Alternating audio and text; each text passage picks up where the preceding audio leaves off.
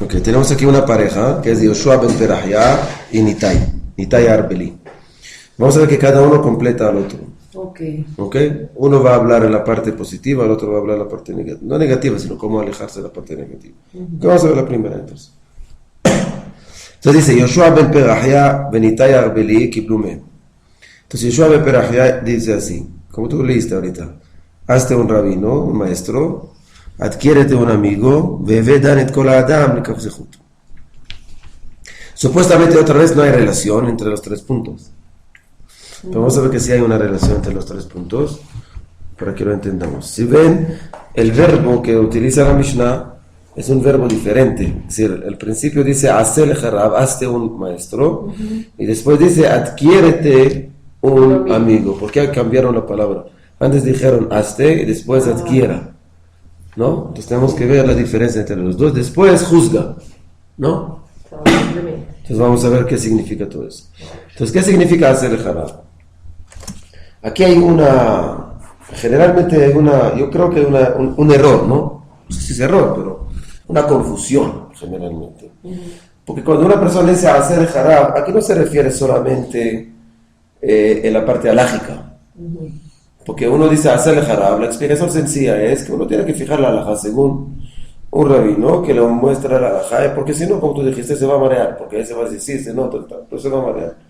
Entonces tenemos que buscar una persona que yo pienso que es la persona que es para mí es buena, y sigo con él, etcétera, etcétera, es la halajot que él me dice. Pero aquí lo que dice aquí Yoshua, como sabemos que el libro de Pirkei Avot no es un libro halágico, es un libro filosófico, es un libro de conducta, entonces tenemos que entender qué quiere decirnos Yoshua ben Perahia. Y aquí es lo importante, ¿qué decía hacer el harab? Cuando decimos aquí hacer el harab y decimos que necesitamos como un guía espiritual para cada uno, no quiere decir que él tiene que ser lo que él dice y yo hago, ¿no? Porque hoy en día lo interpretan de esa forma. Hoy en día lo interpretan así: hacer el harab, yo ahorita quiero abrir un negocio, pregunto a Rabino. Yo quiero ir de viaje, pregunto a Rabino. Yo quiero hacer esto, pregunto. No hago nada sin poder. Eso no es lo que dice aquí la Mishnah. Hacer el harab quiere decir que uno tiene que tener un guía espiritual para guiarlo. Como dice la palabra, guía espiritual. Guiar no es decirte qué hacer. Guiar es consejo, guiar es aclararte las cosas, guiar es ver la profundidad de las cosas, etcétera, etcétera. Es decir, que aquí cuando dice Yoshua ben Perahia, dice que hacer el harab, dice que uno tiene que entender que sus decisiones en la vida no lo toma por la ligera o por motivos materiales, sino cuando tiene un maestro, el maestro le va a abrir los ojos de tomar las decisiones de una forma correcta. ¿Qué significa una forma correcta? ¿Cuál es el trabajo del maestro? Vamos a decirlo más fácil. ¿Cuál es el trabajo del maestro? El trabajo del maestro es poner a uno el orden de prioridad correcto. Es el trabajo del maestro. No es decirme qué tengo que hacer. ¿Qué quiere decir? Si para mi hijo, por ejemplo, si vamos a tomar como maestro de papá al hijo, si mi hijo para él lo más importante ahorita, por ejemplo, es ver la película, ¿ok? Pero para mí es que él necesita ahorita ir a bañar, porque yo sé, si él va a ver la película, esto va a estar cansado, no va a poder bañar y no va a estar limpio, etcétera, etcétera. Entonces el niño no entiende, porque para él el orden de prioridad es, la película es de lo más importante. Limpieza del cuerpo es secundario. El cansancio también. Mañana al colegio ni le llama la atención.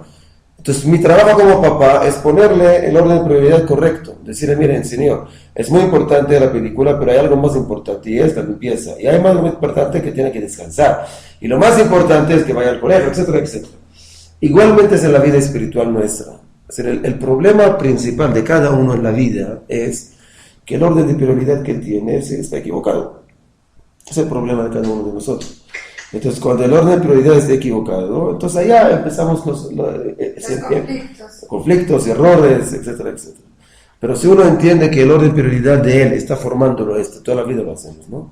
Por eso dice aquí en Yoshua ben Perahia, hacer el harab. Hazte un maestro. ¿Qué quiere decir? Tú no tienes que ser su esclavo, no tienes que ser su amigo, no sé de qué. Tienes que tener una guía. Que ese guía va a ayudarte de tomar las decisiones correctamente por medio de abrir tus ojos, no por tomar decisiones por ti. No. Es un error muy común hoy en día. Es decir, Vamos a entender dónde salió Se esto. vuelve una dependencia malsana. Sí. Y yo lo he visto en algunas personas. ¿Y de dónde salió esto? Para si una persona pregunta, ¿de dónde salió esto? Entonces, sin criticar a nadie, hay que entender, salió por dos motivos. Primer motivo, por la ignorancia. Es decir, que uno tiene miedo de tomar decisiones por ignorante. Entonces, ¿qué hace? Que el rabino toma la decisión por mí. Pero si queremos más profundo, si uno empieza a ver desde el momento de Baal Shem Tov, que empezó el movimiento hasídico. ¿Para quién fue asignado el movimiento hasídico? Para la gente ignorante, antiguamente, ¿no? ¿Qué quiere decir? Antiguamente la gente que no podía decir, los campesinos, porque no podían estudiar. Que era muy de la época de Centro Europa. Sí. Entonces no tenían cómo, llamamos, comunicarse con el judaísmo. Encajarse, porque ¿qué van a hacer? ¿Qué? Kiddush, el Shabbat, está bien, pero no sienten parte de la formación del judaísmo, ¿no? Que es uno que tiene que sentir. Entonces, cuando vino a Baal Shem Tov, dijo, mira, tenemos que atender ese grupo. Entonces hicieron el movimiento hasídico. ¿En qué se concentra el movimiento hasídico? ¿Los Lubavitch son hasídicos? Sí. Por ¿Solo ejemplo, los Lubavitch? no, hay muchos. Hay Hasidut de Belz, hay de Satmer, hay de... ¿Y los sefaradís tienen hasídicos? Ese no tiene que ver con sefaradí ashkenazí. Es verdad que mayormente fueron ashkenazí, porque empezó en Europa. Pero con el tiempo hay muchos sefaradí Lubavitch, hay muchos sefaradí Belz, hay muchos sefaradí ahí, hay Breslev, todo eso son hasídicos. Breslev es... Hasídico. Pero es Es un movimiento. sefaradí, ¿no? No era sefaradí. Él no, pero la mayoría de esos hasidim son sefaradí. Sí, porque otra vez, si te voy a explicar y ahorita te vas a entender por qué los sefaradí.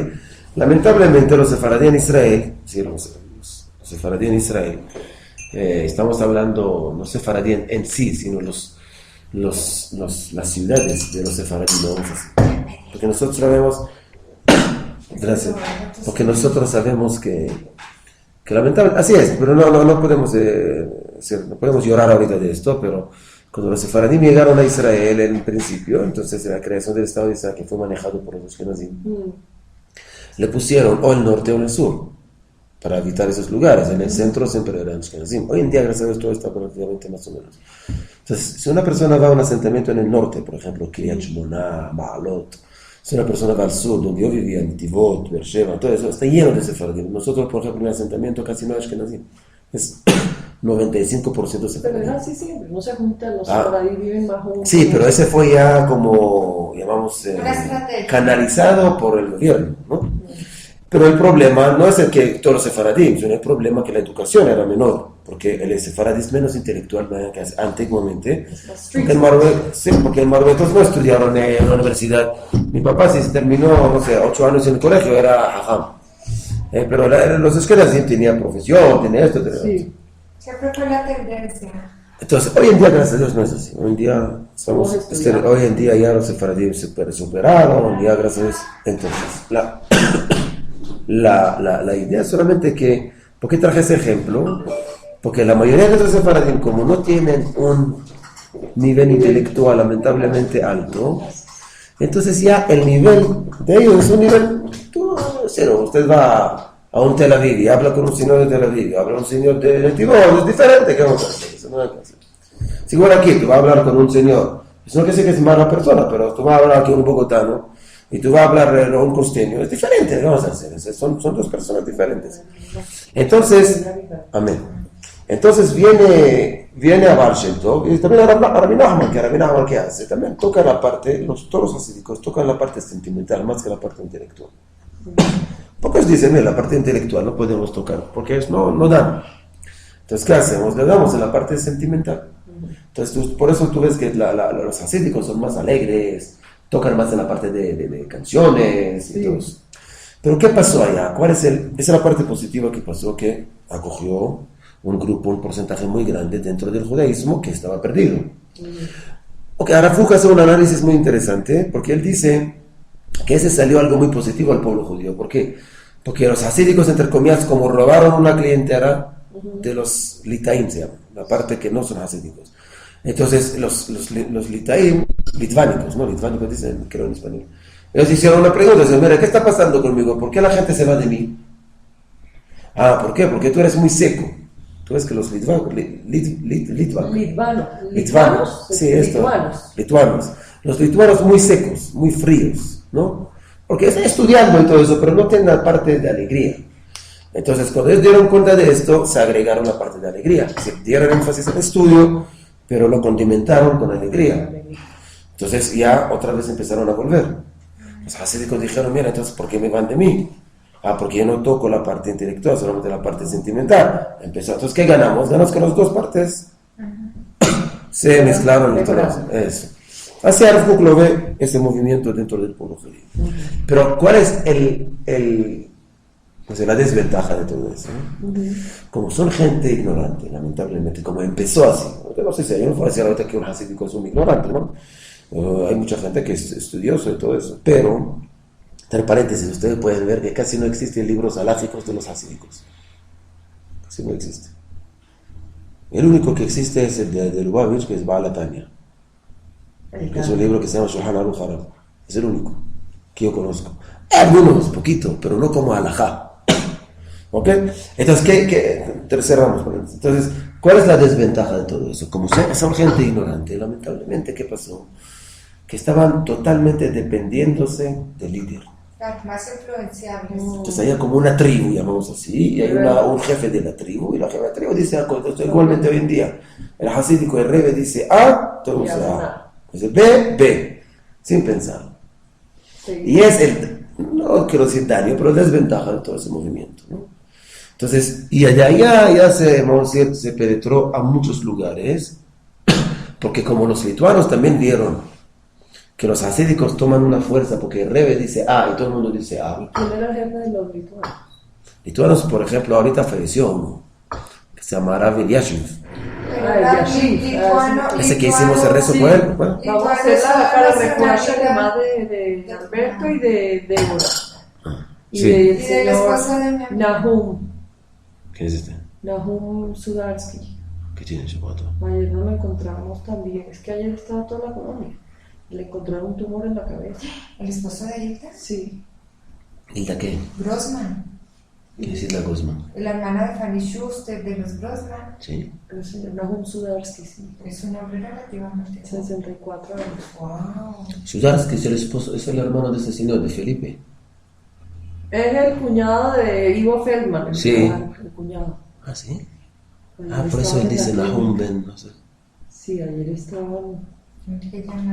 Sí, eso, ayer pasó. ¿Está también en la Santa Fe? Ayer estaban, yo no sé si haciendo exámenes solamente o qué, porque tal vez se lo llevan para Estados Unidos, pero también vamos a hacer para refugiarse de Madrid. ¿Y el esposo de la niña? Sí. Garland. Lilian Villalobos, Paola Bolívar, Benito Garín, Helen Haya, Mategora y Muhammad Kabata. que también me dieron que estaba difícil eso. Bueno. Entonces, los lituanos vino de una ciudad, es verdad, Lita. Pero de allá es ya un concepto. Porque el lituano es una nacionalidad. Sí, exactamente. Pero como allá fue formado ese movimiento, entonces de allá empezó. Pero hoy en día todos los que no son hasídicos se llaman lituanos. El movimiento que Arav Ovadia, por ejemplo, hizo algo como una mezcla, que decir, él no es ni hasídico ni lituano. Es sefaradí. Porque lo que son de cada uno. ¿Qué es lituano? No, yo soy religioso sionista. Es que hay mucha pero esa es bobería, sé que no importa. Sí, eso no importa, somos todo lo mismo. Entonces Entonces ellos cogían al líder y lo adoraron, vamos a llamarlo así. Entonces, todo lo que él decía siempre. Entonces, ese es el problema que fue. Es el problema que se causó. Eso es muy peligroso. Entonces, cuando es así... Pero pregunto, ¿es aceptado, digamos, este tema de poner fotos y todo del Rebbe o de otros rabinos? ¿Es aceptado o eso no se debe hacer? La verdad que la educación que yo recibí de mi papá, yo ponía, pero él me dijo, ponga solamente de personas que murieron ya. ¿Que murieron? Sí, yo pongo aquí a Baba Sali, pongo a Rav Mordechai, en la casa mía ponía a Rav Kook, porque es algo que da un ambiente de pensamiento, no para adorarlo. Ahorita, esa es la diferencia. La pregunta es cuál es la intención de uno, ¿no? Si uno lo pone como El Dios. Si hay una, dentro de Lubavitch pasa algo. Pero los Lubavitch lo respetan y lo ven como una autoridad y como una persona. Pero, Y los veneran.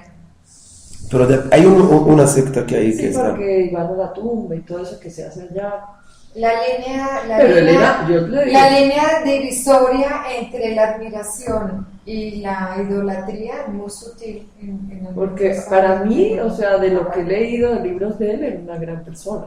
¿Quién? El Rebbe. Seguro. Una maravilla de persona, pero sí, no sé hasta qué punto lo ve uno como un gran ser humano y hasta qué punto no No, lo pero ve. hay un problema, ya, un poquito, no todos, porque después de fallecimiento de él ya sabemos que el mundo se dividió prácticamente. Pero hay grupos que están como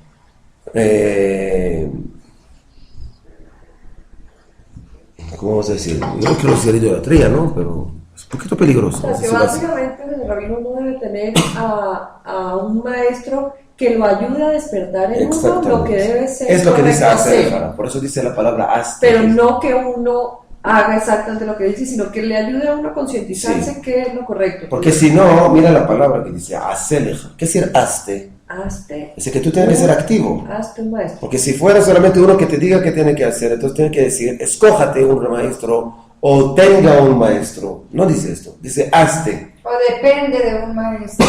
Pero de hecho que la Mishnah dice hazte un maestro. ¿Qué quiere decir? ¿Qué tengo que hacer yo? Yo tengo que escoger, pero no tengo que hacer. Buscarlo, Es decir, que aquí- elegirlo. Es decir, haz a ti por medio de un maestro. Pero yo pienso que cuando uno elige es porque ha comparado y toma una decisión. Sí, porque es algo que... Sí, porque él ve que él está hablando con él. Otra vez, está bien peligroso, ¿no? O sea, hay que entenderlo, está bien peligroso porque el maestro también puede manipular. No es difícil de manipular a personas, y más cuando tiene necesidades, y más cuando no tiene conocimiento. ¿Qué vamos a hacer? Pero hay otra vez es la dignidad del maestro. Seguro. Es otra parte, es decir, no es culpa mía, es culpa del maestro. Entonces, si el maestro es negativo, entre comillas, y yo lamentablemente caí en su red, entonces... Que Dios me ayude. Entonces, hace que la persona sea activa y tome él mismo las decisiones luego de que el maestro lo ayuda a despertar lo que es correcto. Exactamente. Sí. Si el trabajo del maestro es un trabajo muy sencillo, es como un trabajo de un médico, mi amor siempre lo decía. Entonces, ¿el médico qué hace? El médico no te cura, ¿qué hace el médico? El médico te pone tu cuerpo ordenado, ¿no? Por medio de no comer, sí comer, qué hacer, no hacer, etcétera, etcétera. El médico no te cura, el médico no es nada. Pero él es el guía físico mío, llamamos así. O cuando una persona va al gym, igualmente va a una persona y dice, mire, por favor, dime qué tengo que hacer, porque si no me reviento mi cuerpo, ¿no? Entonces dice, no, trabaja primero con la mano, trabaja después con el pie, después corre, no sé. Pero depende de uno que uno haga las cosas. Seguro. Es la primera parte de Yoshua Brahia. Entonces es hacer el jajab. Después, ukne le jajaber. Aquí ya cambió la palabra. Dice, adquiérate un amigo. Ahorita aquí hay que hablar. La palabra adquirir es una palabra mucho más fuerte Sí. que hazte. Porque, ¿qué es adquirir? Adquirir es algo igual como, por ejemplo, que uno va a casarse. ¿No? Sí. Si uno se va a casar, hace kitushim, hace una adquisición por medio del anillo. Antes hace una adquisición por el compromiso. Entonces, ¿qué significa esto? Esa adquisición, ese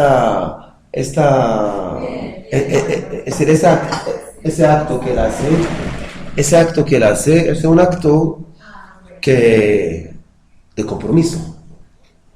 ¿No? Porque el matrimonio no podemos romperlo, sino tenemos que hacer otro acto para romper esa adquisición. Sí. Entonces, ¿qué significa aquí? Para tener un amigo, yo no puedo tener un amigo o hacer un amigo, eso no. Sino yo tengo que adquirir amigos. Porque un amigo verdadero es una persona que no me va a abandonar, igual como marido y esposa. Leal. Marido y esposa, si es un matrimonio correcto, cuando está bien, son marido y esposa. Y cuando está mal, también son marido y esposa. Así siempre va a haber un apoyo mutuo. Igualmente aquí. Dice Jajamín, es más difícil tener un amigo que tener un maestro. Porque con el maestro no tengo que tener una amistad o una adquisición de algo. No, solamente yo veo a ese maestro, él habla para 100 personas, a mí me gusta cómo habla, me gusta su forma de pensar, yo tomo consejo y escucho sus palabras. Pero amigo no es así, hay amigos, no. Amigo es amigo, es un trabajo. Por eso dice aquí, adquiérate un amigo. Para adquirir un amigo necesitamos un trabajo de dos, ¿no? ¿Qué quiere decir? No puede ser solamente yo hago y él lo hace. Y él lo hace. Por eso para adquisición, sabemos que la halajá dice, para adquirir algo necesitamos el conocimiento de los dos. Si usted quiere ahorita venderme, seguro, porque si usted quiere venderme ahorita ese vaso, esa taza, yo puedo hacer la acción de adquisición, ¿no? De levantar la taza. Pero si usted no acepta por tu mente de vendérmela, yo no puedo comprarla. Entonces, para tener una adquisición, estamos dos personas. Cuando dice aquí, para tener una amistad sana y leal y correcta, estamos dos personas. ¿Y cuáles son las dos personas? Que yo me siento con mi amigo, algo de compromiso. ¿Qué quiere decir de compromiso? Que nunca lo abandonaré y él nunca me va a abandonar. ¿Por qué? Porque la amistad no está basada sobre intereses, ni está basada sobre un beneficio, sino está basada sobre un amor, una amistad. Hay algo interesante que vamos a ver más adelante, ¿no? Que la Mishnah va a traer un ejemplo de David y Jonatán. ¿Conocen, no? David Amelech, el mejor amigo de él era el hijo de Shaul, del rey Saúl, que se llama Jonatán. Es muy lindo, de las flechas. Sí.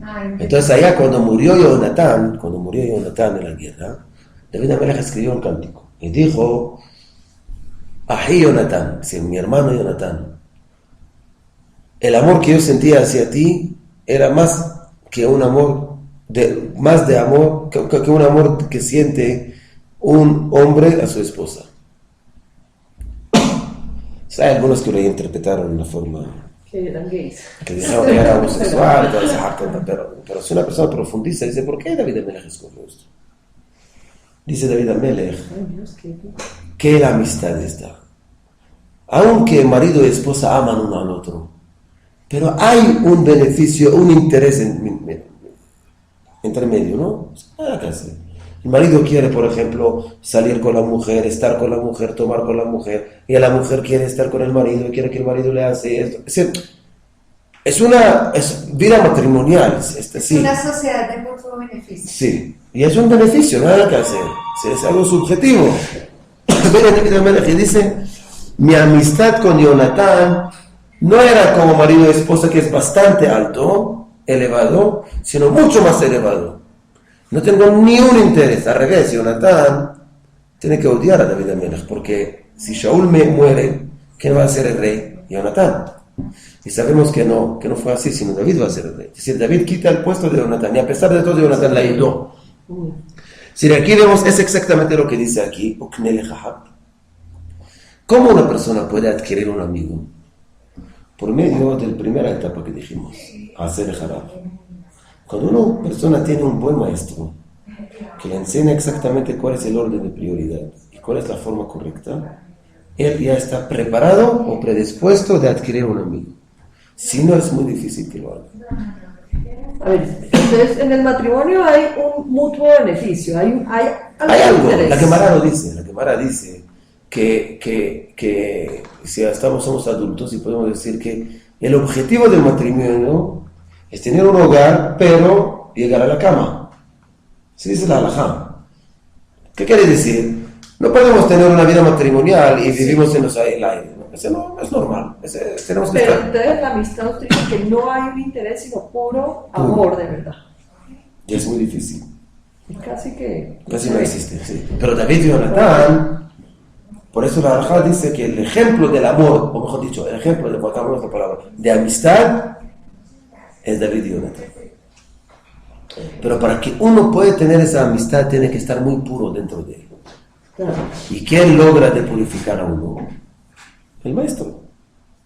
Por eso la relación entre los dos primeros puntos, es que cuando uno tiene verdaderamente un maestro que como tú dijiste, que va a despertar lo que es, la parte positiva, entonces ese le va a preparar de tener un buen amigo, un buen compañero, adquirirlo.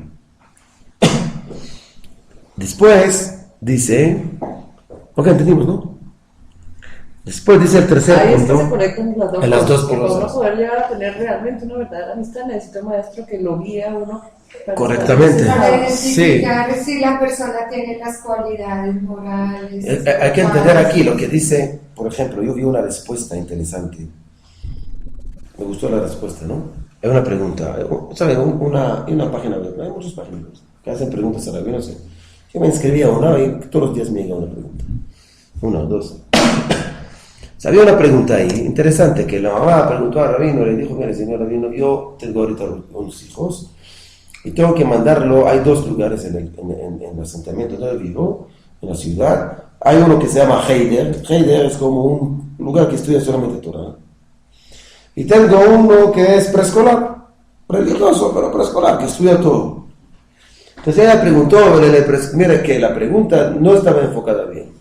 ¿Por qué? Porque ella dijo, mire, el preescolar estudia un poquito Torah, pero estudia más la parte también de computación, pero es muy importante para el niño. De otro lado, en el otro lugar estudia mucho Torah, menos de esto, pero hay mucho Torah. Entonces, ¿qué hacemos? El rabino ni le contestó ni sobre esto ni sobre el otro. Le dijo, mira señora, tiene que entender, en esa edad de niño, lo más importante no es el conocimiento, sino la educación. Entonces tú tienes que chequear. Yo no conozco ni ese lugar ni el otro. Tú tienes que ir a chequear ¿dónde el niño va a recibir mejor educación? ¿Qué significa mejor educación? Va a recibir de ser más amable, que sepa compartir, que sepa tener unas buenas cualidades, etcétera, etcétera. El conocimiento ahorita no es importante. Mira la respuesta bonita que dio Rabino. Entonces, igualmente aquí, es decir, hoy en día nosotros, es decir, los rabinos, ¿qué tienen que hacer?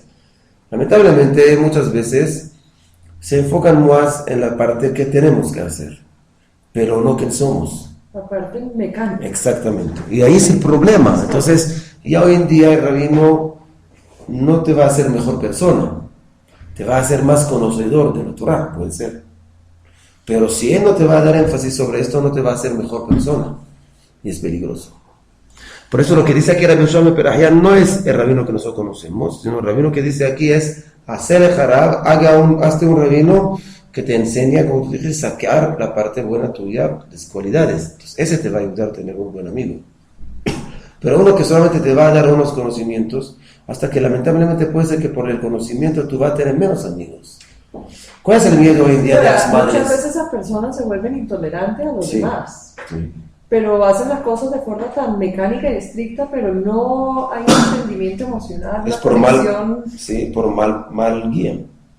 ¿Cuál es el miedo de las madres o de los padres que siempre escuchamos en la diáspora? No me trae religión porque yo no quiero desconectar de mi hijo, yo no quiero ahorita dejarme. Recordamos esto, ese argumento es muy común en todo el mundo. Y la pregunta, ¿cómo nosotros como rabinos o religiosos causamos que haya ese argumento? O sea, ¿cómo puede ser que uno va a argumentar algo así? Porque lo ve. Pero yo conocí gente en Caracas que se les acabó prácticamente la familia cuando los hijos hicieron teshuva. Sí, yo entiendo, pero por eso yo digo, ¿pero por qué? Porque la formación y el guía que tenía ese muchacho no era el correcto. Pero, Rabino, una pregunta. Si uno, por ejemplo, digamos, a mí me pasa a nivel personal, que yo quiero tratar de observar el Shabbat, pero yo lo hago sola porque nadie en mi casa lo hace. Pero yo tomé la decisión que yo el sábado camino y hago todo.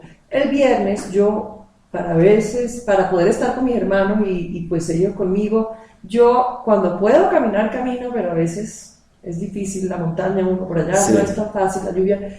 Yo a veces monto carro solo para ir a Shabbat y vuelvo. No es que me voy a hacer vueltas el viernes en carro, solo para estar en la comida de Shabbat y volver. Si yo no lo hiciera, yo siento que no solo me aislaría, sino que me alejaría de ellos y ellos me dicen, no se nos vaya a volver así que ahora no vamos a poder ver. Entonces, pero usted puede buscar la forma. Yo trato de hacer lo que más puedo en mi casa para tener que tenerlo en mi casa. Lo entiendo pero perfectamente. ¿Qué hace uno? No, yo pienso que lo haces bien. Ahorita lo hace con él, por ejemplo, de un chofer. Sí. Porque el otro día fui caminando donde mi hermano David y Sammy me pegó un regaño y me dijo, no vuelvo a hacer esto porque es el túnel ese de la circunvalar que está cerrado. Me dijo, ahí no hay paso peatonal, no hay luces, nos van a atropellar, es un peligro hacer esto, no vuelvo a hacer esta gracia contigo. Y me regañó. No, esto no es una ciudad para caminar, no es fácil. Entonces, sí, yo tengo el chofer que me lleva, yo no manejo, pero es mucho más fácil. A mí me toca manejar.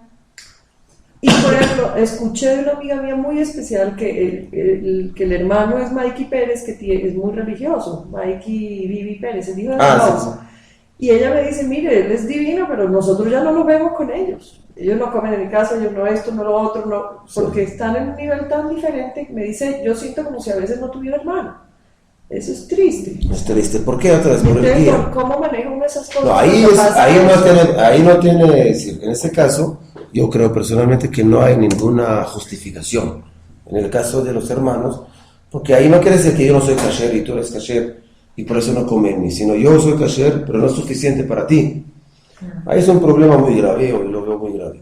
La parte tuya, que si lo que está hablando ahorita sobre su caso, es de los hermanos. Otra vez, yo pienso que aquí hay que como nadar para ver cómo no también tenemos nuestra parte, pero tampoco perdemos lo otro, porque tú puedes tener o decir, mira, no hay nada que hacer, yo lo hago así ya, si quieren venir, si no, no. Entonces, ¿qué hace? Entonces, puede ser que usted se eleva, pero causa que el otro rechaza el judaísmo. También, y que mi marido y mis hijos que sí disfrutan de estar con toda la familia, yo los tenga solos en mi casa. Seguro, por eso yo digo que en este caso entonces hay que buscar la forma por medio de menos prohibiciones. ¿Qué quiere decir? Si tiene chofer que venga y lo lleva, y en mi casa, o ir antes de Shabbat. Yo a veces o sea, yo trato lo que más puedo, pero a veces no. Sí, por eso, cuando no se puede, entonces... Digamos, yo soy kosher, 2 vajillas, mi hermana no es kosher, pero bueno, yo cuando voy a su casa lo único que le pido es que me compre todo, carne y todo, que sea kosher. Es lo único, que no me mezcle carne con leche. Pero yo como en sus ollas, aunque ella no tiene 2 ollas. Yo hago así porque, ¿qué hago? Es que, ¿qué hago? Nadie, ninguno de mis cuñados tampoco tiene 2 vajillas y eso. Entonces, yo no puedo ir. Pero no creo que os funciona la misma olla carne y leche. No, no sé ni idea qué hace. No sé qué hace. No, pues no tienen. No sé. Señor Rabino, pero por ejemplo en mi casa, yo tengo que agarrar carro. Sí, porque estás lejos. Yo estoy muy lejos. Si me quedo en mi casa, mi mamá me vuelve loca para que la saque a hacer diligencias. Entonces termino agarrada con ella. Y por lo menos aquí vienes y estás seguro, en un ambiente que estás... Y pero pronto va a mudar para acá, ¿la? Amén. ¿Por qué? Cuando me gane el valor. Ay, ojalá, te lo mereces. Te queremos cerca. Pero, y por ejemplo, ¿pero qué es lo que usted dice en el otro caso? Que porque uno no es suficiente... No, porque cuando van a la casa de la hermana ya hace kosher, pero pues como lo mismo, las ollas, lo esto... Sí, pero otra vez, si uno ve que yo, sí, es como me dijo un muchacho, ¿no? Un muchacho me vino y me dijo, mire, yo quiero kasherizar la casa y no sé qué. Dijo, no hay un problema, yo te lo hago rápido. Me dijo, no. Dijo, ¿por qué? Dijo, no, porque el rabino que yo quería, por ejemplo, invitarlo, no va a comer en mi casa, de todos modos, ¿por qué lo hago? Si nosotros no entendemos, los rabinos no entendemos que el hecho que somos, entre comillas, estrictos, que es ignorantes, pero no estrictos, pero no, si somos estrictos, todos pensamos, mire, entonces van a decir que yo soy rabino, no como en ningún lado. Es al revés. El hecho que tú comes en una casa, entonces él puede invitarte, él va a decir, mire, ¿qué puedo hacer? Se quiere acercar más a usted, lo ven más asequible, más fácil de comunicar. Seguro. Si no se forma una fecha. Y no solamente eso, sino cuando me va a invitar, va a decir, mire, ¿qué puedo invitar? Entonces puede ser que va a comprar ollas nuevas. Entonces ya yo causé sin querer, pero yo lo hice indirectamente, que el Señor va a hacer kasher en la casa. Pero si Él dice, todo el esfuerzo que yo voy a hacer, no me va a ayudar, entonces... Antes, si usted le dice sí, como en su casa, pero usted no le exige que compre ollas. Pero Él sabe que si una persona que no es kasher nada de la casa va a saber si me invita, va a pedir una comida, no sé, de la comunidad, va a pedir a otro lado, pero va a sentar en su mesa y va a comer con Él. Yo recuerdo que había una familia que le falleció el papá, estábamos muy cercanos nosotros. La mamá falleció hace tiempo y no lo conocí. Y eran muy amigos, pero son jóvenes. Entonces, ellos estaban conmigo y todo, pero en los 7 días, yo pasé todos los días con ellos, en los 7 días del luto. Vivían en el mismo edificio mío. Cuando vine de la oficina, pasé a la casa a saludar y esto, pero Yo creo de los 7 días, 3 días comí con ellos en la tarde. Que no es muy, es decir, lógicamente no es muy fácil porque no se puede comer con él y tú, sino que un poquito separado. Pero no importa, cerré los ojos para ese momento y trajeron toda la comida, pero ellos decían, mira, tú vienes con nosotros, vamos a pedir solamente esto y otro. Entonces, seguro, entonces, aparte de dar pésame, ellos sienten que ellos no están rechazados. El afecto, el cariño. Entonces, yo no digo otra vez transgredir leyes, no digo ahorita para hacer y pagar un carro igual al club, al Shabbat, que hay mucha gente, para estar, mire, rabino, no, no, tampoco. Pero todo dentro del marco permitido, que está bastante flexible, solamente que la gente no lo sabe.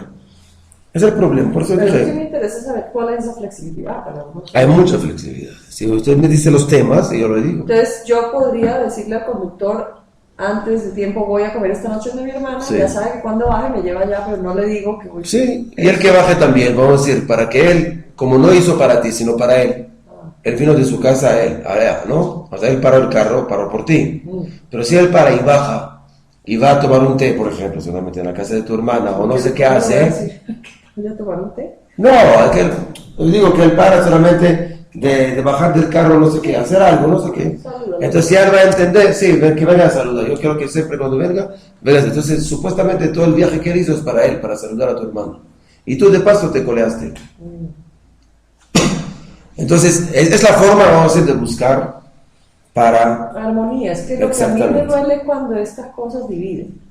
Y causan división. Y usted va a ver, no y seguramente lo ve, ¿no? Que el hecho que usted ya hace tu esfuerzo de venir y entre comillas, sacrificar algo que tú crees en esto, el otro lado también va a ser un sacrificio para esto. Entonces cuando usted lo invita a la casa, o cuando van a decir vamos a hacer un evento kasher, o vamos a hacer, si hablamos sobre kasher, ¿no? Va a decir, no, sí, seguro que sí, no hay duda. Pero cuando uno ve que el otro lado no está dispuesto de sacrificar, entre comillas, algo, ¿por qué va a sacrificar? Primero, no vale la pena, porque en todo modo no va a hacer nada conmigo. Y el segundo, no lo merece, porque si él no sacrifica, ¿por qué va a sacrificar? Entonces, esa es la parte que decimos de Knei Haver. Okay. La tercera es, y juzga. Ahorita, Bebe David Kola Adam Lekaf Sechut. Y aquí hay que entender, esa es la consecuencia de los dos primeros puntos. ¿Qué significa? Cuando uno tiene un guía correcto y utiliza el guía correctamente y adquiere amigos, esos dos puntos le enseñan algo muy importante. ¿Y cuál es? Le resaltan solamente que uno tiene que saber resaltar la parte positiva de los demás. A juzgar con bondad. ¿Qué quiere decir? Sí, dime. Que hay un proverbio chino que dice que la mejor manera de hacer amigos es sabiendo perdonar y aceptar a la persona Sí. como es. ¿Y cómo uno sabe perdonar? Si vamos a seguir un poquito con ese chino. ¿Cómo sabemos ahorita perdonar? Cuando uno no ve solamente la parte negativa que él me hizo, sino también todas las cosas buenas que él hizo. El problema es que nosotros nos ofendemos solamente de la parte negativa. Es el problema nuestro. Se queda. Sí. En cambio, lo bueno uno se le olvida rápido. Y lo bueno es bueno. O sea, hay mucho más bueno. Seguro sé que siempre hay más bueno que malo. Ahora, si uno se enfoca más en la parte negativa, entonces él no sabe que es un amigo. Y verdaderamente nunca utilizó un guía espiritual correctamente. Por eso digo que esos 3 puntos de la Mishra Perahia son muy correctos. Cuando uno utiliza correctamente un maestro y adquiere un amigo, ahorita, sí, porque si yo quiero, porque cómo yo puedo basarme, cómo yo puedo sostener, una amistad con un amigo, siempre buscando la parte positiva, porque seguramente el amigo va a hacer algo negativo conmigo. Que para sostener Sí, una amistad si una hay pareja, que buscar lo positivo, porque si no se pierde. Entonces, si yo siempre veo la parte positiva de la amistad, si es una amistad venenosa, esto es otra cosa, estamos hablando de una amistad, como dijimos, adquirimos un amigo. Pero siempre va a haber unos choques pequeños o una falta de, o una diferencia de ideas. Se pregunta si yo mantengo la amistad o no.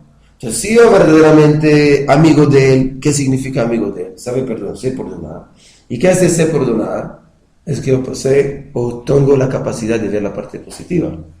Porque aquí dice, si ustedes ven las palabras, dice Ve'evedan et kol ha'adam. ¿Qué significa? No dice et kol adam.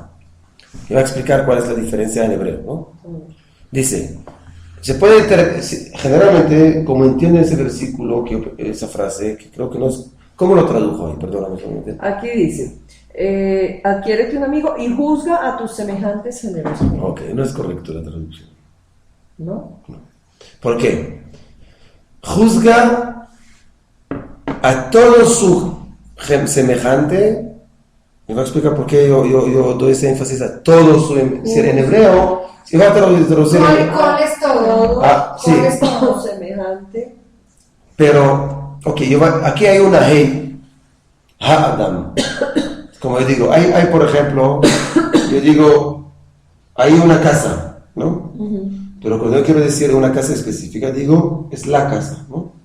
La casa, ¿ok? Entonces, cuando utilizo la o el, es la hey, en hebreo, que es algo específico. Hay que una silla, pero la silla es otra cosa. Aquí cuando dice, bebé danet kol ha-adam lekaf zehut, la traducción literal dice, juzga a cada persona de una forma positiva, ¿no? No. Dice, y juzga a toda la persona. ¿Juzga a todo semejante? No. No, Eso no es ya te como- reí. A toda la persona. La persona completa, lo Eso. bueno, lo malo. No a todas las personas, sino a toda la persona en El una cúmulo forma. de su personalidad. Exactamente. Toda. La persona. ¿Te dimos la idea? Sí. ¿Qué quiere decir? Cuando yo veo ahorita el vaso... Entonces juzgar a toda la persona generosamente, Con que su- aun cuando tiene un error, tratar de decir, mire, le pasó Exacto. esto por algo, Sí, y tiene Saberlo otra por parte bien. positiva. verlo por bien y no Si juzgarlo no negativamente. específicamente el caso que me ofendió ahorita y por eso ahorita lo juzgo, sino juzgo el concepto que se llama X persona, fulanito. El fulanito actúa A, B, C, D, G, todo bien. Eso es un defecto. Si uno juzga el caso específico, siempre va a salir mal, porque él hizo mal. Entonces viene ahorita un caso de la Junta y dice, mire señores, el señor X actuó así, gritó. Vamos a poner. Ok, entonces si analizamos el grito, generalmente vamos a decir, mire, culpable, ¿qué vamos a hacer? Pero Sí, si pero es sí, verdad, él gritó, pero esa persona también ayuda aquí, ayuda allá, hace esto, hace el otro, tranquilizó el otro, hizo el otro. Entonces es una forma que uno tiene que, es lo que falta a nosotros hoy en día, a los educadores, no solamente en la sociedad, hasta a los maestros en el colegio le falta esto. Porque los maestros en el colegio, no todos, pero hay muchos que ven eso, ven números, no ven personas, ven números. Pero no es igual una persona que tiene problemas en la casa, una persona que tiene hambre porque no tiene plata. Hay niños que no tienen que comer, pobres. Y son necios porque Y, llaman la atención seguro. porque están mal. No rinden porque... Ahorita, ¿qué pasa? El profesor, no, pero tú sacaste 52. Eso lo viví yo con mi hijo cuando tuvo las dificultades de aprendizaje por la enfermedad que tuvo. Pero todos... Llegaron a decirme que era un retardado mental, que necesitaba llamar a un colegio Sí, especial. es el problema, porque yo recuerdo que cuando yo en Israel, antes de venir a Venezuela, tenía que enseñar en una yeshiva. Y el Rosh Yeshiva me dijo, mire, antes de empezar, yo te voy a dar la lista, y tú vas a sentar con el psicólogo, y tú vas a ver exactamente los casos, cada uno con su cuento. Tú vas a ver, X tiene problemas, sus padres están separados. El otro tiene problemas, que tiene problemas económicos. El otro tiene esto. El otro, ¿Por qué? Porque tú vas a ver cómo actuar y reaccionar cada niño. Cada caso El problema que hoy en día no trabajan en esto. Hoy en día trabaja que sepa decir mejor inglés. Está muy bien inglés. Pero aquí estamos hablando de almas, de personas. Entonces, si estamos hablando también de la sociedad, igualmente. Debe dar cola Adam. Conjunto, todo el hombre. En su integridad. Exactamente. Cuando uno lo hace así, es una forma que nos enseña de aprender, de ver las cosas positivas de uno. Pero ¿cómo uno logra hacerlo? Como dijimos, tiene que pasar a 2 etapas anteriores. ¿Qué quiere decir? Dice que uno ve en el otro el reflejo de uno también, ¿no? Es otro, sí, es otro, que vamos, no analiza ese tema. Hay un dicho que dice, cada uno, Kora Pogem, Bemumo Pogem. ¿Qué quiere decir? Uno que viene y resalta un defecto en alguien, verdaderamente es un defecto de uno. Sí. Por ejemplo, cuando yo lo veo algunas veces, cuando yo digo una clase y regaño, o mando un mensajito de regaño, no sé si. Te llamando la atención, no regaño. Entonces, seguramente alguien siente y dice, mire, él habló sobre mí. Entonces, el hecho que uno siente que él habló sobre mí, ¿qué quiere decir? Que tiene ese problema. En hebreo se dice, algo shadana, ¿qué quiere decir? El ladrón. Juzga por su condición. No, en hebreo dice que sobre la cabeza del ladrón se quema ¿cómo se dice? El hat. El sombrero. Entonces, la idea que nos enseña aquí, que cuando uno tiene un guía que enseña a despertarlo, entonces él busca un amigo y lo adquiere. Y para mantener esa amistad y para ver a los demás, tiene que tener la tercera condición. Por eso es una cadena que vemos aquí. Porque es que hasta un amigo también va a tener sus errores, y si uno no aprende a verlo por encima de eso, también una vez me dijeron que uno ve el error, pero no, ese no es la persona, a separar. Sí. El error o el pecado que cometió es separado a lo que es la persona. Eso estudiamos aquí. Cuando uno le llama la atención a un hijo que es mal, uno le dice, el acto que tú hiciste no es correcto, pero no hace sentir mal al hijo que eso es lo que estudiamos aquí. Sí. Es importante, porque es los psicólogos. La acción de la persona. Esa Rav Kook nos enseña basando a Rabbi Meir y su esposa. Ya algo que me necesitan. Rabbi Meir, su esposa, vamos a terminar. Rabbi Meir y su esposa Berubia, que ella le enseñó a saber diferenciar entre uno y el otro, es decir, entre la persona y la acción. Pero una pregunta aparte, que estoy confundida, que estaba leyendo un libro. Que estoy leyendo un libro de que todo está predeterminado y que uno tiene libre elección solamente para las cosas morales, éticas, ¿verdad? Pero que aún así Dios también sabe el camino que uno va a escoger. Sí. Entonces mi pregunta es, si uno supuestamente tiene libre elección, pero todo ya Dios sabe el camino que uno va a escoger, si uno comete un pecado, un error, ya Dios sabe que uno necesitaba ir por ese camino para pasar por eso y llegar a eso. ¿Sí hay, ¿sí hay libre elección o Dios nos lleva por el camino? Sí, es una pregunta que lo hace a Ramjal. Porque el camino que uno quiere ir, Dios lo lleva, pero es, aunque sea un camino malo, ¿quiere decir que Dios sabía que uno tenía que pasar por eso? Es decir, la pregunta es un poquito, y no sé, no vi el libro, pero la información está muy llamamos, muy correcta, muy exacta, mejor dicho. ¿Qué quiere decir? Nosotros tenemos un libre albedrío de hacer lo que queremos. Nada está predestinado. En ciertos temas. Obvio, el sol se en las cosas morales y éticas, dice ahí, sí, pero también la salud. En cuidarse la salud. Si ahora está lloviendo, y usted sale con un short o un pantalón corto y se enfría, ¿qué va a decir? ¿Que fue la voluntad de Dios? No, es tu culpa.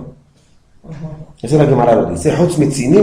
¿Qué quiere decir? Uno tiene que cuidar de los obstáculos, uno tiene que cuidar de la salud y obviamente la parte espiritual. Esas cosas están en mis manos. Todo lo demás es la mano de Dios. ¿Qué quiere decir? Si el sol sale en la mañana y cae en la noche y sale esa estrella, si se va a llover, eso no puedo hacer mucho. Ahorita. La pregunta es la pregunta que hace Maimónides, ¿no? Y se puede contestar años después cuando uno de Ramjal y Luchato. Maimónides hace la pregunta tuya. ¿Qué quiere decir? Si ya Dios sabe todo eso, entonces todo está ya predeterminado. Todo está ya, sí, predeterminado. Y todo ya está. Entonces, ¿dónde está mi...? ¿Y cuál era la pregunta? Es la pregunta. Es la pregunta que hace Maimónides. La pregunta que hizo. La pregunta de Maimónides. Dice, Maimónides dice, entonces, y más, Maimónides hace una pregunta más profunda. Dice Maimónides, el hecho que Dios sabe que va a pasar esto, obligatoriamente va a pasar. Y lo dice que la tefila... ¿Qué quiere decir? Si usted sabe que mañana va a salir un vuelo de Avianca de aquí a Cartagena a las 10 de la mañana, no quiere decir que va a salir a las 10, puede ser que va a haber retraso. Pero si yo digo que Dios sabe que mañana va a salir un avión de Avianca a las 10 de la mañana a Cartagena, seguramente va a salir a las 10, porque si va a ser a 10 y 1, si había falta de conocimiento en Dios, ¿no? Entonces, si Dios sabe que yo ahorita voy a hacer A o B, Él sabe qué voy a hacer. Y si él sabe, el concepto saber con respecto a Dios es obligatoriamente que va a pasar. Entonces la pregunta es más fuerte de Maimónides. Dice Maimónides, entonces, ¿qué hacemos? Maimónides no contesta sobre esa pregunta. Pero se puede contestar por medio de Ramjal. ¿Por qué? Es verdad la pregunta, si yo entiendo que yo trato de comprobar algo a Dios. Si yo tengo que comprobar algo a Dios, tiene toda razón. La pregunta es muy buena y estamos perdiendo el tiempo aquí, porque Dios ya sabe toda la película. Entonces, ¿para qué estamos aquí? Pero Ramjal, por medio de una introducción muy larga, explica que todo ese mundo y toda esa prueba no es para Dios, sino es para uno. Si todo lo que estamos viviendo aquí en ese mundo es para adquirir nuestra parte del mundo venidero. ¿Y cómo? Por medio de pasar una prueba. Entonces la prueba no es para Dios. Dios ya sabe si yo tengo la prueba o no, pero la prueba es para mí. Entonces el hecho que Dios sabe o no sabe a mí no me importa nada, porque eso no cambia nada en mi decisión. Yo no sé que Él sabe. Entonces la idea es que cuando yo tomo la decisión de tomar ese vaso y botarlo al piso, yo tomé la decisión porque Dios me dijo hacerlo. Entonces la prueba es 100% para mí. Entonces, por ejemplo, yo siempre doy ese ejemplo, que lo di una vez, que es, por ejemplo, si yo voy ahorita al mercado, ¿no? Yo voy con mi hijo de 4 años, vamos a decir. Cuando yo voy con mi hijo de 4 años, y él me dijo, mire, yo quiero tomar el carrito. Está muy bien, agarra el carrito. Pongo productos y ya el cargador está pesado. Ya yo sé que el niño ya no puede cargarlo, agarrarlo, no puede moverlo. Pero el niño dice, mire, papi, yo quiero agarrar el carrito. Entonces hay 2 opciones. Puedes decirle, mira, se quédate ahí afuera, no puede. O dice, mira, ok, trata. Entonces la pregunta es, de hecho que yo le digo tratar, estoy engañándolo, porque yo sé que no puede. Entonces, ¿para qué lo hace? No, eso es para reafirmar la confianza del niño en él mismo. Es decir, que yo no necesito esa prueba. ¿Seguro? Es una prueba para que el niño diga, mira, papi, yo no puedo, agárrate. Claro. Igualmente aquí pasa. Sí, pero digamos en casos difíciles, por ejemplo, una persona que mató a otro, una persona que cometió adulterio, una persona que roba, esas causas graves. Mi pregunta es, Dios ya sabe que la persona va a hacer eso, y eso Dios tal vez se lo mandó, como dice usted, sí se lo mandó para que la persona despierte, para que la persona... no, Dios no manda a nadie. Eso es, no, es que Dios tiene conocimiento, pero no interviene en la decidir si cometes algo. Tiene conocimiento de lo que va a pasar, pero sí. uno tiene la... No interviene. Pero no es porque que el ladrón fue esa prueba le servía a esa persona. No, el ladrón que fue a robar es culpa de él. Si mañana lo agarramos, lo podemos juzgar. Claro. Pero todo eso que le pasó a esa persona es una prueba que Dios sabía que necesitaba. Puede ser pruebas, puede ser que Dios nos manda. Para hacer teshuva, para hacer caso. Sí, puede ser que... muchas personas, por ejemplo, que sé de una señora en Barranquilla que una vez atropelló a una persona y eso fue lo que la hizo, la sacudió y la volvió más observante. Y antes de eso no le paraba bolas a nada. Una experiencia así de dolorosa fue lo que la ahorita la pregunta, si Dios le mandó esto o que ella empezó a reflexionar, es otra cosa, pero no podemos decir, es un principio muy importante y muy, llamamos, fundamental en el judaísmo, y Maimónides lo está resaltando mucho, y es la parte del libre albedrío. Es decir, no hay nada en el mundo que puede impedir o perjudicar el libre albedrío de uno. Tenemos que partir de esa idea. Ni siquiera Dios. No, Dios no puede. Porque yo la parte de Dios. No, sin ofender a Dios, ¿no? Pero la idea es que Dios no puede meterse en mi vida. Yo pensé que todas esas cosas estaban medio predestinadas, no. Que uno escoge, pero Dios sabe que eso es lo que uno necesita escoger. Ahorita si queremos explicar ese caso, por ejemplo, de esa muchacha, pues podemos entenderlo. Es decir, la muchacha puede ser que tenía como unos méritos, llamamos así, que esos méritos le hicieron que tiene esa posibilidad de hacerle como la segunda para poder reflexionar. Pero ella generó esa energía, ese mérito. Si no tuviera ese mérito, Dios no va a decir, mire, la verdad, esa mujer, yo veo que vamos a hacerle una cosita. Sí, porque Dios no puede intervenir en la vida propia de uno. No puede, otra vez, ¿qué quiere decir no puede? Decir que según sus reglas, Él no interviene en la vida de uno. Entonces sería un Dios castigador en un momento dado, sería un Dios impositivo. Ahora ves, Dios... Si interviniera así en la vida de uno, ¿no? No, Dios lo que nos enseña es algo... No, pero yo sí siento que interviene, que las cosas que uno le vienen a la vida y las experiencias, está bien que uno escoge el camino y las lecciones, pero yo siento que son cosas que Dios sabe que uno necesita en su alma para corregir, para mejorar, para crecer, para acercarse a Él. Seguro, pero ese, ¿quién genera esa? Voy a dar un ejemplo sencillo. Es Él como te una... pone la situación y tú tomas la decisión, ¿cómo canalizas la situación? Yo siempre digo que es igual como, por ejemplo, una fábrica. Ujú. ¿Ok? Así me explicó un rabino. Es como una fábrica. ¿Qué significa una fábrica? Yo tengo una fábrica. Y la fábrica tiene que sacar moldes, por ejemplo. Ujú. Yo tengo que mandar ahorita la materia prima para que pueda sacar moldes. El gerente de la fábrica se llama Dios. Ujú. Nosotros necesitamos traerle la materia prima para que la meta en la máquina para sacar el molde. Ujú. Dios escoge qué molde va a sacar, en qué forma, en qué color y cuándo lo va a mandar. Ujú. Pero si si Dios no tiene materia prima, si ese gerente no tiene materia prima, no puede producir. Igualmente en el mundo nuestro, ¿qué significa? Uno, por medio de sus buenas acciones, genera unos méritos que nos llamamos, o unos energía positiva, o como quiera llamarlo. Por medio de sus acciones negativas también. Esa energía se llama materia prima, que la mandamos arriba a Dios. Y Dios tiene que romper la cabeza cómo invertir. La llamo ahorita que estoy ocupada. Ya la llamo. Entonces, cómo Dios logra de invertir esa materia prima y transformarla o en pruebas, o en beneficios, o llamado de atención, o cualquier cosa. Pero Es decir, no quiere decir que, seguro, que no quiere decir que cada prueba que uno tiene, Abraham vino tuvo pruebas. Porque Dios no hizo esas pruebas a otro. Porque Abraham vino era persona que por medio de sus acciones generó una energía positiva que permitía a Dios transformar esa energía en una prueba para elevarlo, para despertarlo, como usted quiere decir. Pero yo tengo que generar esto. Si yo no genero esto, Dios no puede hacerlo. Si como Dios va a escoger cómo va a ser o cómo va a haber ese mérito, cómo se va a reflejar en ese mundo, es la decisión de Dios, es decir. Pero yo tengo que mandarle la materia prima.